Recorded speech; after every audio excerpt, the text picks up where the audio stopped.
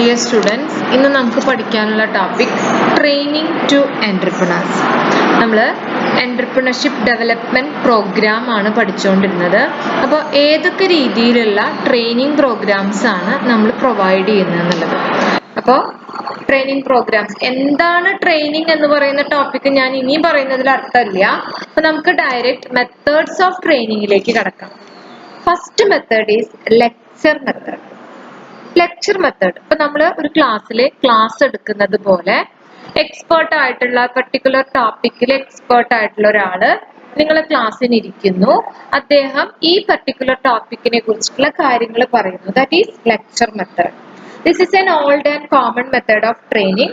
Under this method, the training specialist deliver lecture to a group of entrepreneurs. Facts, concepts and principles, attitude, theories and problem solving abilities are taught. ഇതിന്റെ advantages എന്താ? നമ്മൾ class എടുക്കുമ്പോൾ നമ്മൾ ഏതൊരു എഫക്റ്റാണ് നമുക്ക് കിട്ടുന്നത്? അതുപോലെ it is suitable to large group.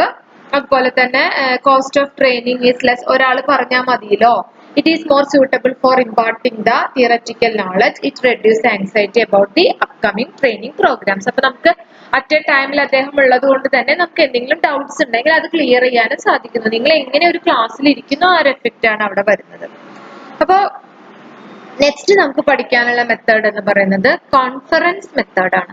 Conference method എന്താ കോൺഫറൻസ് മെത്തേഡ് വെച്ചാല് നമ്മള് ഒരു ഗ്രൂപ്പ് ഒരു മീറ്റിംഗിൽ ഇരിക്കുന്ന ആ ഒരു കൺസെപ്റ്റില് നമ്മൾ ഒരു ഗ്രൂപ്പായിട്ട് ആൾക്കാർ ഇരിക്കുന്നു.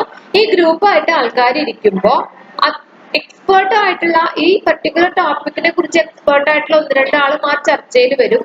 നമുക്ക് പരസ്പരം ഓരോ കാര്യങ്ങളും അങ്ങോട്ടും ഇങ്ങോട്ടും സംസാരിക്കാനും സാധിക്കും എന്നുള്ള രീതിയാണ് കോൺഫറൻസ് മെത്തേഡിന്റെ പ്രത്യേകത. അപ്പോ the conference method is a group centered approach in which the leader guides the discussion. ആ ഗ്രൂപ്പിലെ ഒരു ലീഡർ ഉണ്ടായിരിക്കും. ആ ലീഡർ ആണ് ഈ ഗ്രൂപ്പിന്റെ ഈ ടീമിനെ ലീഡ് ചെയ്യുന്നത്. Under this method, the participating individual confer to discuss the points of common interest to each other. ഇതിന്റെ അഡ്വാൻറ്റേജ് എന്ന് പറയുന്നത് it provide opportunity for two-way communication. നമുക്ക് പരസ്പരം ഒരു മീറ്റിംഗിൽ ഇരിക്കുന്ന ഒരു ഫീലിംഗ്. അതുപോലെ it is suited for analysing problems and issues and examining them from different view points. പിന്നെ അതിൻ്റെതായ ലിമിറ്റേഷൻസ് ഉണ്ട്. It is limited to a small group, say 10 to 15 participants. If the leader is not able, this method will not bring the desired result. ആ leader നമ്മളെ lead ചെയ്യുന്ന ആ ലീഡറിന്റെ ഒരു എഫിഷ്യൻസിനെ depend ചെയ്തിരിക്കും അതിന്റെ സക്സസ് അല്ലെങ്കിൽ ആ ഒരു കോൺഫറൻസിൽ നമ്മൾ പങ്കെടുത്തതിന്റെ വിജയം എന്ന് പറയുന്നത്. നല്ല ലീഡർ ആണെങ്കിൽ നമുക്ക് നല്ല എഫക്റ്റ് കിട്ടും. Next method individual instruction method ആണ്. ഇവിടെ നമ്മളെ പേഴ്സണലായി നമുക്ക് അതിന്റെ ഇൻസ്ട്രക്ഷൻസ് തരുന്നു. അങ്ങനെ ഓരോരുത്തരും പേഴ്സണൽ ആയിട്ട് ചെയ്യുമ്പോൾ എന്തുണ്ടായിരിക്കും? എക്സ്പെൻസീവ് ആയിരിക്കും. നമുക്ക് നല്ല പേഴ്സണൽ കെയർ കിട്ടുകയും ചെയ്യും. അതാണ് അതിന്റെ ഗുണവും ദോഷവും എന്ന് പറയുന്നത്. അപ്പോ ഒരു single individual is selected for training. After the completion of training he extend his knowledge to other prospective entrepreneurs. This method is adopted when complicated skill to be taught. നമുക്ക് അത്രയും കോംപ്ലിക്കേറ്റഡ് ആയിട്ടുള്ള കുറച്ച് ഡീറ്റെയിൽഡ് ആയിട്ടുള്ള information വേണ്ട കാര്യങ്ങളാണ് നമ്മളെ individually ആയിട്ട് പറഞ്ഞു തരാം. ഓക്കെ, ഇനി അടുത്തത് ഗ്രൂപ്പ് ഇൻസ്ട്രക്ഷൻ മെത്തേഡ് ആണ്. നേരത്തെ നമുക്ക് ഇൻഡിവിജ്വൽ കോൺഫറൻസിന് അപ്പുറത്തായിട്ട് നമുക്ക് ഇൻഡിവിജ്വൽ ഇൻസ്ട്രക്ഷൻ കിട്ടിയതുപോലെ തന്നെ ഒരു ഗ്രൂപ്പ്, ആ ഗ്രൂപ്പിന് ഒരു ലിമിറ്റ് ഉണ്ടായിരിക്കും. Under this method group is a prospective entrepreneur. What is prospective entrepreneur?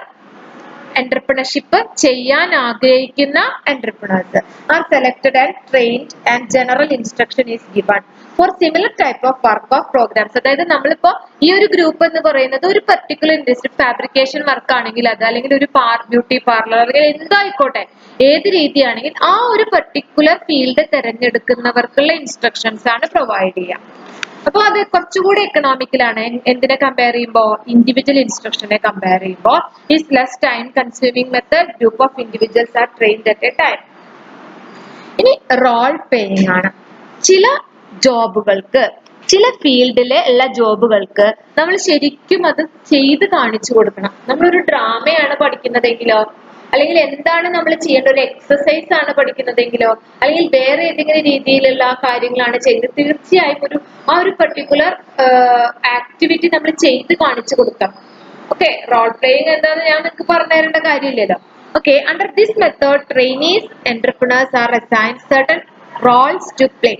It is a dramatization of it to facilitate training and development. For example, a particular participant or a small group of participants is assigned a role of marketing manager who is communicate the unique features of his product. ആ product എന്താണെന്ന് ഇപ്പൊ നമുക്കൊരു പുതിയൊരു product ആണ്.